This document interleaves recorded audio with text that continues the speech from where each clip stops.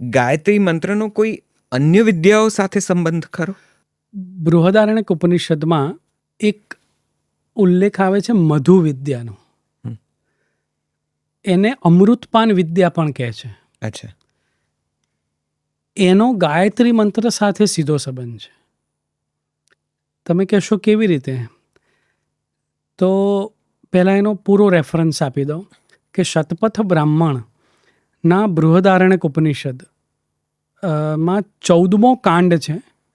એમાં 9મા અધ્યાયના 3જા બ્રાહ્મણમાં શતપથ બ્રાહ્મણ 11, 12 અને 13માં ક્રમનો જે મંત્ર છે એ ગાયત્રી વિશે એક રહસ્ય વિદ્યા પ્રગટ કરે છે,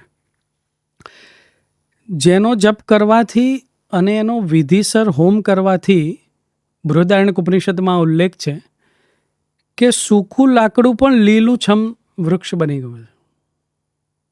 અને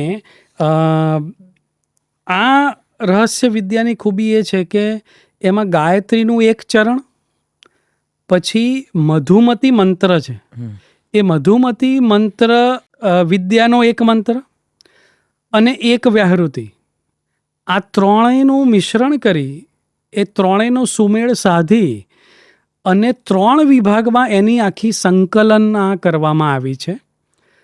અને આ રહસ્ય વિદ્યા વાજસનેય યાજ્ઞવલ્ક્ય, એમણે યાજ્ઞવલ્ક્ય મહારાજે મધુક પૈંગ્ય નામના પોતાના શિષ્યને આપી હતી.